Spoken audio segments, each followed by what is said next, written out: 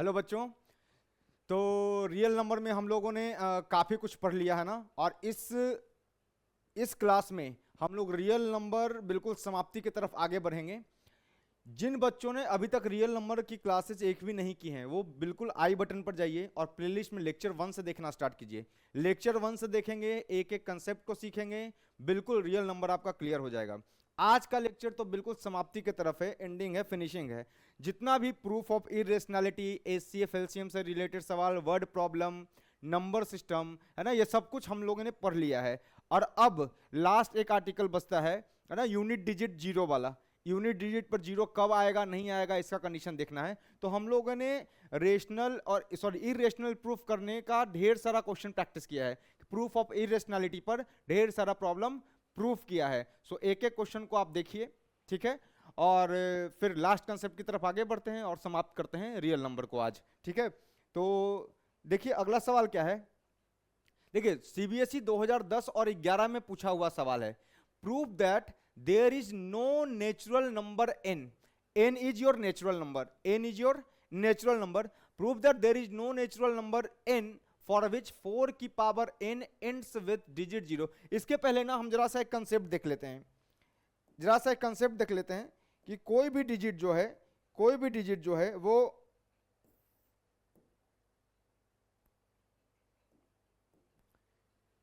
Concept check कर लेते हैं। कॉन्सेप्ट एक मैं इसको लिखवा दूंगा, डोंट वरी, मैं इसको लिखवा दूंगा, डोंट वरी, ठीक है। सोचिए कि कोई भी नंबर लीजिए जिसके यूनिट डिजिट पर जीरो है। मान लीजिए यूनिट डिजिट पर जीरो है, यूनिट डिजिट पर जीरो है। और मान लीजिए 20 की बात कर रहा हूं मैं, किसकी बात कर रहा हूं, 20 की। सो आपको नहीं लगता कि जिसका भी यूनिट डिजिट जीरो है this number is divisible by 10? आपको ऐसा महसूस नहीं हो रहा कि जिसके भी यूनिट डिजिट पर जीरो होगा दिस नंबर है ना, number with unit digit must be divisible by 10, must be divisible by 10। मतलब यह है it means 10 must be a factor, 10 must be a factor of the number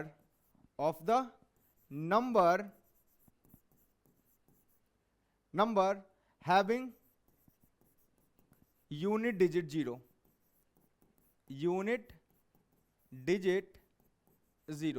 उन सारे नंबर का जिनका यूनिट डिजिट जीरो है उनका एक फैक्टर 10 होगा, ये तो मस्ट है। क्लियर? क्योंकि जिस भी नंबर का यूनिट डिजिट जीरो होगा, आप कोई भी एग्जांपल ले लिए, आप ले लीजिए 70, अगेन 10 से डिविजिबल है, डिविजिबल बाय 10, डिविजिबल बाय 10। आप ले लीजिए 100, डिविजिबल बाय 10, डिविजिबल बाय 10। आप कोई भी डिजिट उठाइए जिसके यूनिट डिजिट पर जीरो है वो 10 से डिविजिबल होगा ही होगा। और जब भी 10 जो है उसको कंप्लीटली डिवाइड करेगा, मतलब उन सारे नंबर्स का जिनका यूनिट डिजिट जीरो आ रहा है उसका एक फैक्टर 10 होना ये तो मस्ट है। अब 10 को अगर मैं प्राइम फैक्टराइज करूं, 10 इज ए कंपोजिट नंबर, और अगर मैं उसको प्राइम फैक्टराइज करूं कोई भी नंबर, एनी नंबर है ना, तो मैं लिख रहा हूं यहां पे एनी नंबर, बस यूनिट डिजिट क्या है, जीरो है। इधर कुछ भी हो सकता है, 1 हो सकता है, 2 हो सकता है, 3 हो सकता है, कुछ भी, बस यूनिट डिजिट क्या होना चाहिए, जीरो। सो इसका मैं अगर फंडामेंटल थ्योरम ऑफ अर्थमेटिक्स से इसको मैं फैक्टराइज करूं तो सर एक फैक्टर तो 10 होगा ही होगा, इनटू कुछ भी रहेगा, कोई दिक्कत नहीं है। जैसे 70 है तो 10 इंटू 7 रहेगा, 80 है तो 10 इंटू 8 रहेगा, 1000 है तो 10 इंटू 100 रहेगा। तो एक 10 तो होगा ही, 10 के मल्टीपल में लिख सकता हूं मैं, सही बात है।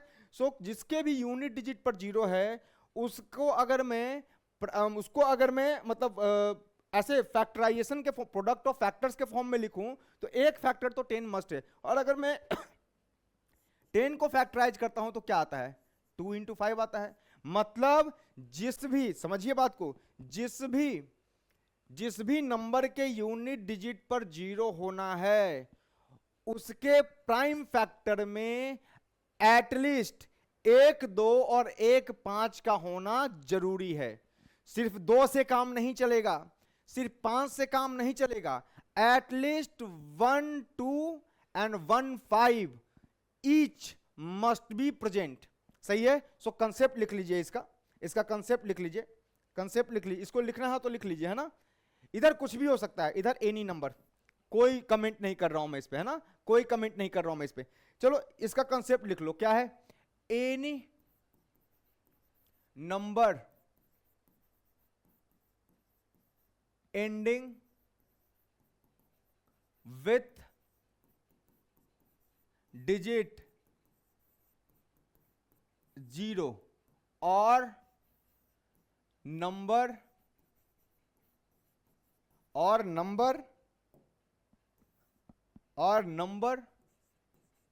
having unit digit 0, number having unit digit 0, unit digit 0 must contain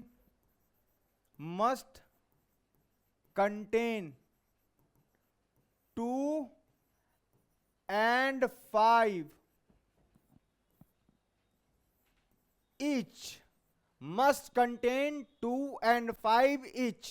at least 1, 2 और 1, 5 तो होना मस्ट है। सिर्फ 2 से काम नहीं चलेगा, सिर्फ 5 से काम नहीं चलेगा, 1, 2 का और 1, 5 का होना जरूरी है, क्योंकि 1, 2 और 1, 5 मिलके 10 बना देंगे। और जिस भी नंबर का यूनिट डिजिट 0 होता है वो 10 से डिविजिबल होता है, मतलब 10 उसका फैक्टर होता है। अगर 10 फैक्टर है तो उसके प्राइम फैक्टराइजेशन में 1, 2 और 1, 5 तो आएगा ही आएगा।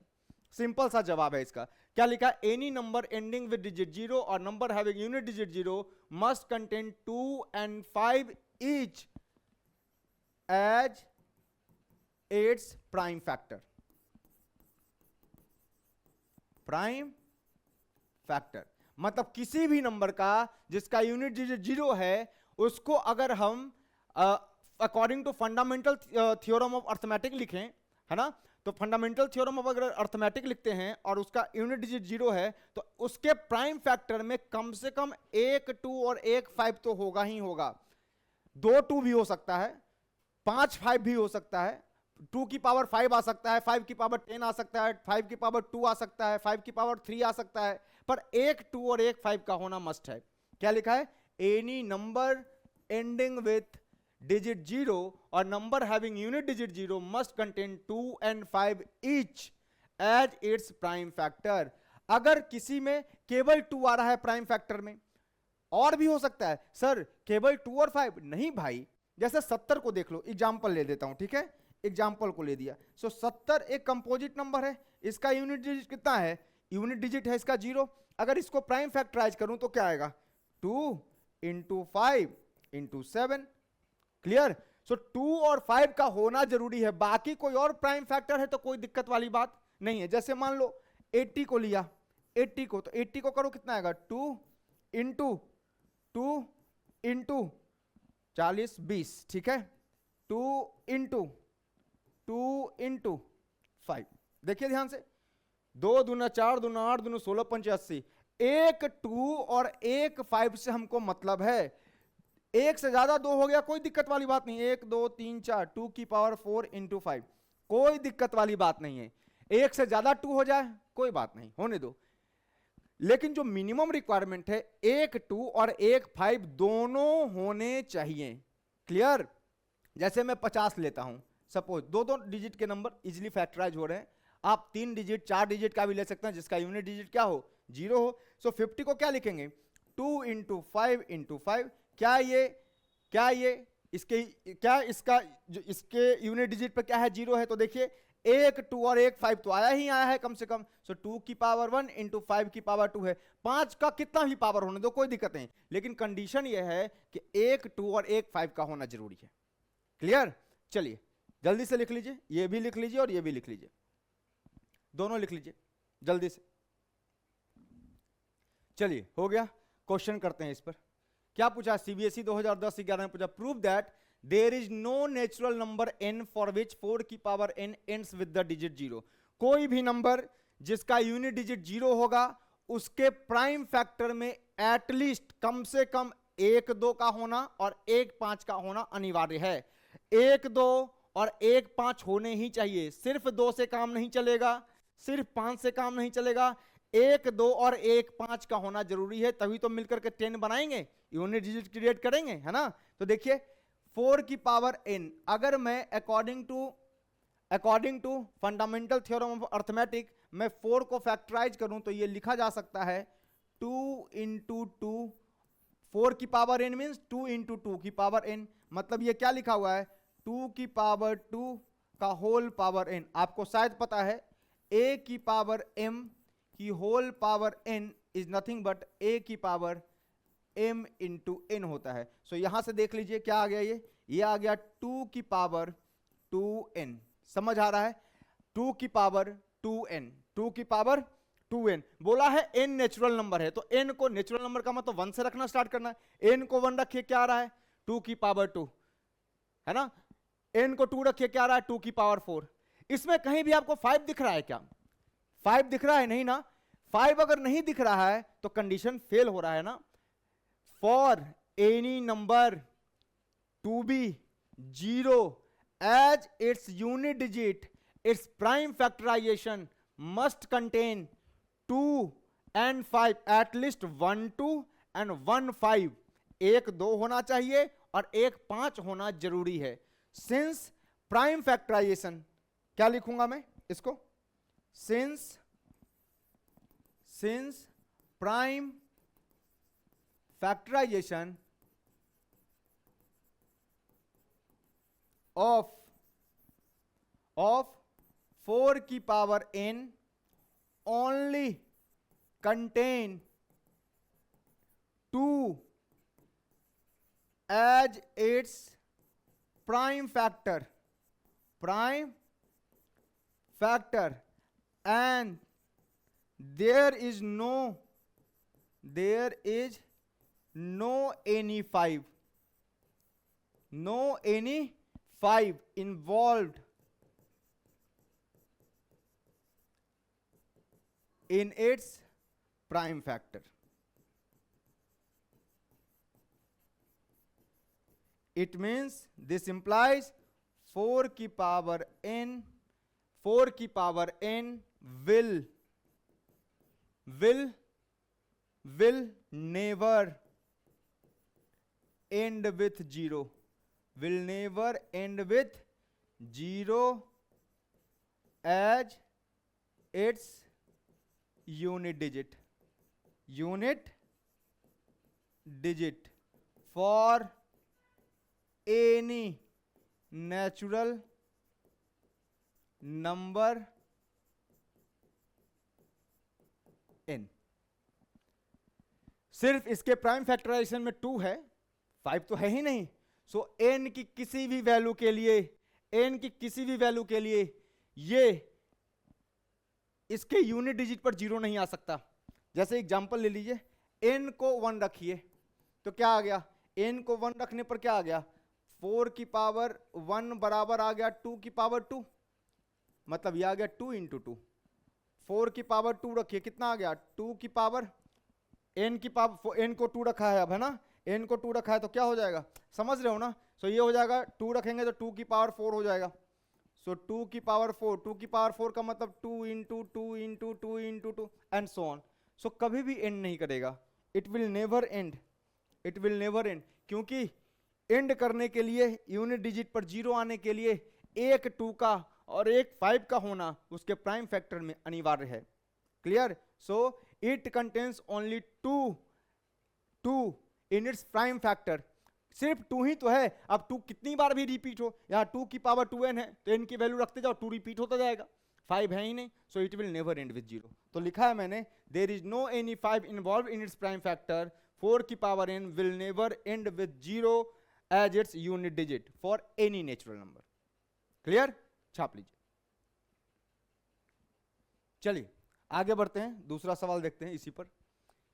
कितने बार पूछा, 2009-10 में पूछा था। चेक वेदर 6 की power n can end with the digit 0 for any natural number n। Check कर लीजिए 6 की पावर n, अगर मैं इसको प्राइम फैक्टराइज करूं तो 6 can be written as 2 into 3 की पावर n, मतलब ये लिखा हुआ है 2 की पावर n इंटू 3 की पावर n। इसके प्राइम फैक्टर में भी 5 नहीं है। सिंस प्राइम फैक्टराइजेशन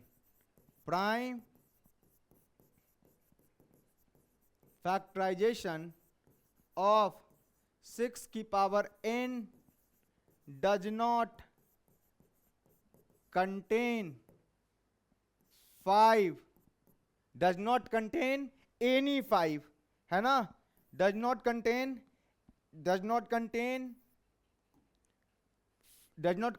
any 5, कोई भी 5 नहीं है, does not contain any 5।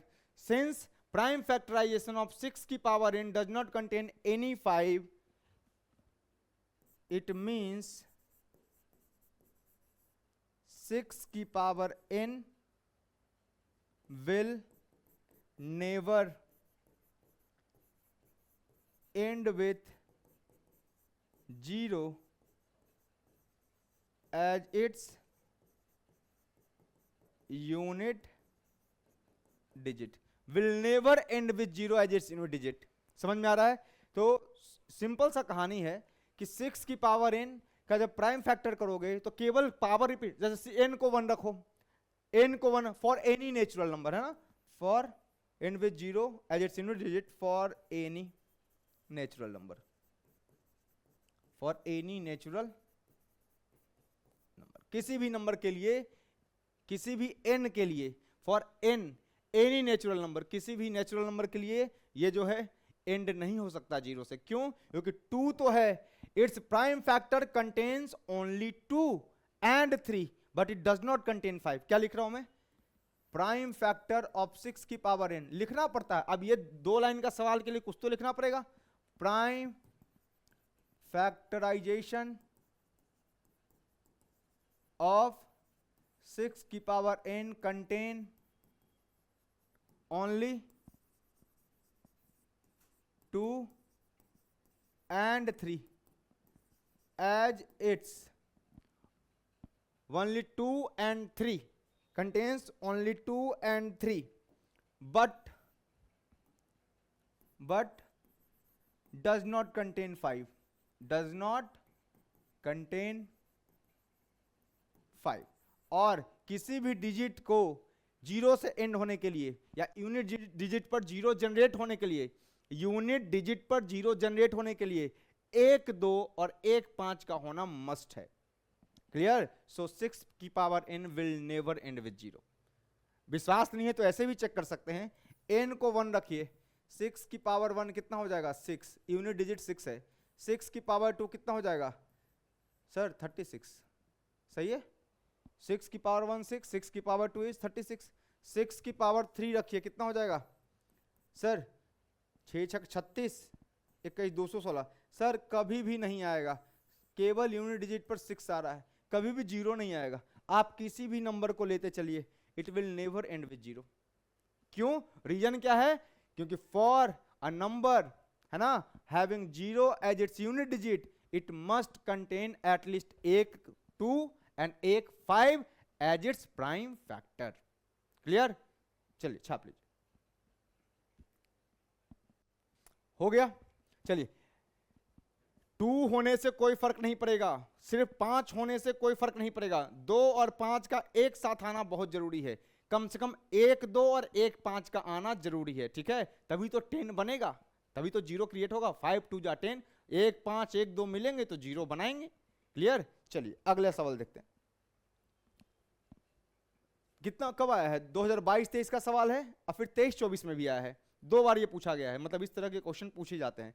So that 15 की power n can not and with digit 0 for any natural number n। 2 liner problem. Sir 15 की पावर n कोई नंबर है, ठीक है, n की वैल्यू नेचुरल नंबर रखेंगे तो एक नंबर मिलेगा, कंपोजिट नंबर है। According to fundamental theorem of arithmetic we can factorize it, है ना, we can write it into product of primes. So 15 का प्राइम फैक्टराइजेशन क्या आएगा? यह आएगा 3 × 5 और पावर n है तो पावर n, मतलब ये क्या आ गया, दिस इज 3 की पावर n इंटू 5 की पावर n। क्या आ गया, 3 की पावर n इंटू 5 की पावर n। क्लियर। अब जैसे ही मैं यहां देखता हूं कि its prime factorisation only contain 5 but it does not contain 2, लिख रहा हूं मैं, prime factorisation, prime factorisation of 15 की power n only contain 3 and 5 as its prime factors, as its prime factors, but it does not contain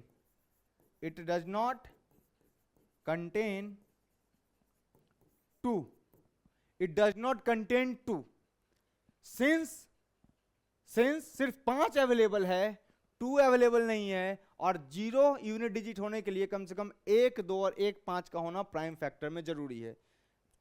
since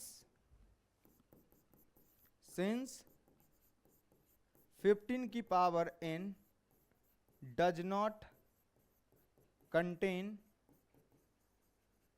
any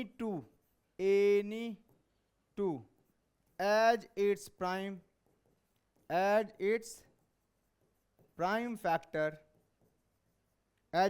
factor, it means it will never end with 0 at its unit digit. It will never ends with 0 at its unit digit for any natural number. For any